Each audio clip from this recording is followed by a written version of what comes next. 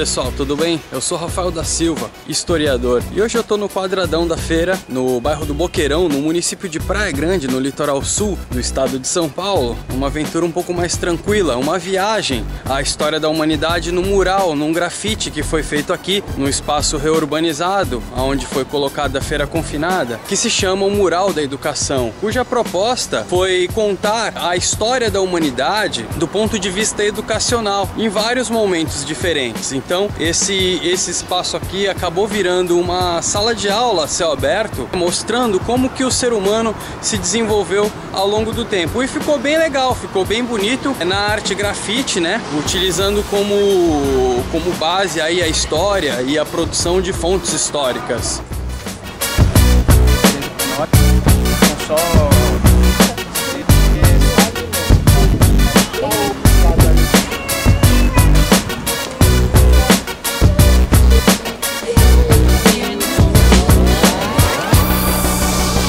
Os autores desse mural, o Chesco, o Crash e o Dub, eles que realizaram o mural do História e Traços de Praia Grande, que fica na Avenida Ayrton Senna, e o mural ele começa do período, digamos, do período paleolítico da pré-história. Logo aqui a gente pode perceber a produção do fogo, a gente pode perceber a manifestação da utilização das ferramentas, a importância do polegar opositor para o desenvolvimento da humanidade e também a arte rupestre aqui, né, nessas pinturas, né, arte rupestre de vários lugares do mundo.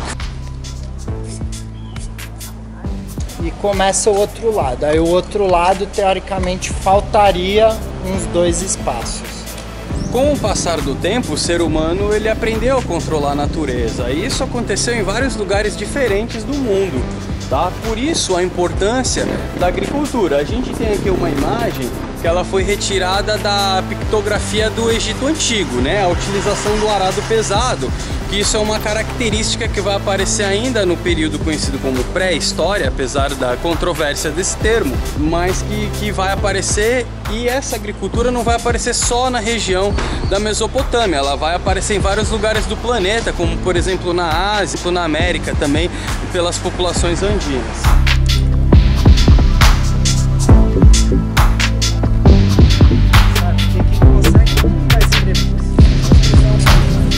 Em seguida, a gente já tem a formação da escrita.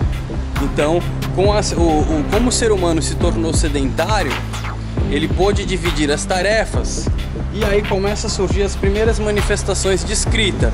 A escrita, por exemplo, na China, a escrita egípcia, a escrita suméria, enfim, são escritas que vão aparecendo num contexto muito semelhante da sedentarização, da formação das cidades e também o começo dos estados teocráticos. Por isso que a próxima imagem grafitada aqui representa o estado egípcio, né? Representa a cultura egípcia com as pirâmides, e mais à frente a gente tem Teotihuacan no México, cujo governo era muito parecido com o governo do Egito Antigo.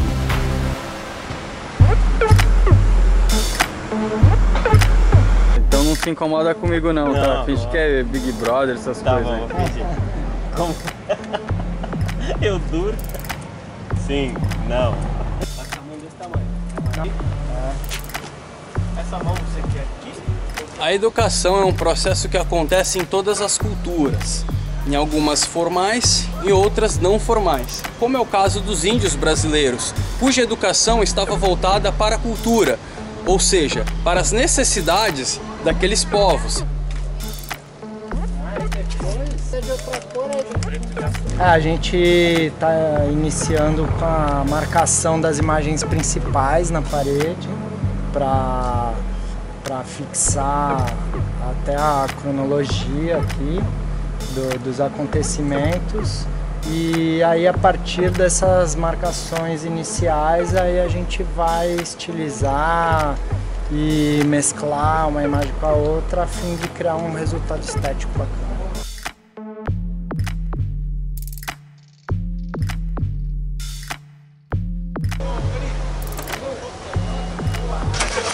A classe samurai no Japão, ela possui uma característica muito interessante, que era a educação da classe samurai. era uma educação até o século XIX muito desenvolvida. A gente tem que levar em consideração que o Japão nessa época possuía mais pessoas alfabetizadas do que, por exemplo, na Europa, e que o modelo educacional japonês ele vai ser ampliado para toda a sociedade após a Revolução Meiji.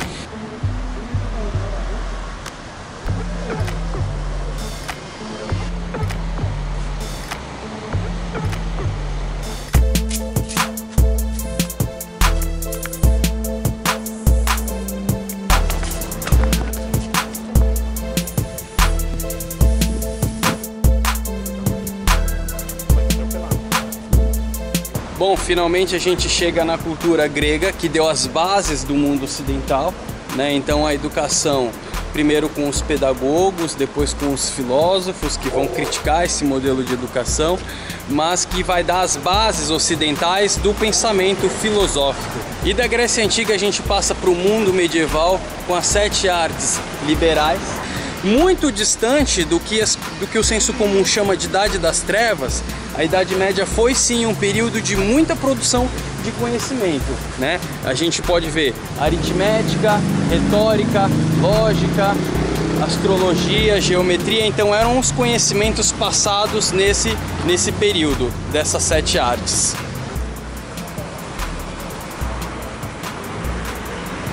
Essa imagem aqui é a fachada original da escola.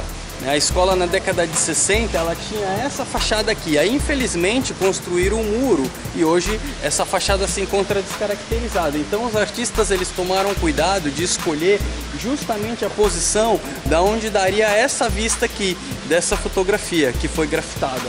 A gente vai chegando no final da Idade Média, início da Idade Moderna, né?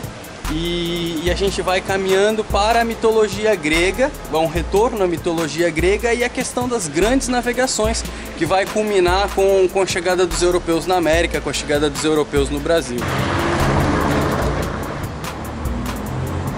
Nessa parte daqui nós temos o poema A Última Flor do Lácio, de Olavo Bilac, que representa a última região que recebeu a influência da língua latina, que vai dar origem ao português. E foram os portugueses que colonizaram o Brasil, e por isso que nós falamos o português. Então, esse poema representa a influência da língua nesse processo educacional que a América do Sul vai sofrer, principalmente no território brasileiro. E depois a gente tem os padres jesuítas, né? A Companhia de Jesus atuando aqui no Brasil com a catequização dos índios. A partir desse momento você tem um sistema elaborado pelos jesuítas, um sistema de catequização que representou a perda cultural dos índios, mas ao mesmo tempo representou um primeiro sistema, um primeiro modelo educacional aplicado aqui. Tudo aqui as grandes navegações. Aí chegamos a Marco lá. Tá, não precisa vir muito pra cá, eu só um pouco pra cá. É a mão. É. Depois do Paulo Freire já vem a mão? É. Aqui a gente já vem caminhando para a idade contemporânea. Os primeiros grupos escolares que vão surgindo no Brasil no século XIX, depois a Revolução Industrial e toda a transformação na sociedade que a Revolução Industrial representa, junto com a Revolução Francesa. Se a Revolução Industrial representou uma mudança nos paradigmas do ponto de vista econômico, a Revolução Francesa vai representar essas mudanças nos valores e na política, principalmente. E por fim, termina com Paulo Freire, patrono da educação no Brasil, né? Devemos muito a Paulo Freire por toda a sua contribuição, por seus escritos e seus ensinamentos que são muito utilizados na educação atual. E depois um caminho aí para uma projeção para o futuro, a integração do ser humano com as novas tecnologias, com as mídias digitais e os desafios que isso impõe para a educação.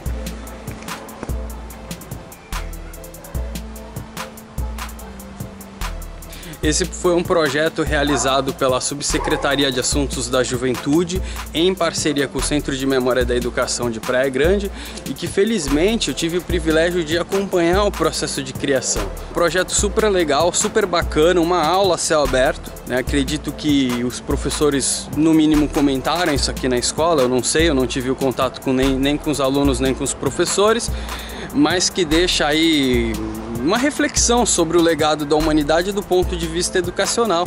Espero que vocês tenham gostado e até a próxima.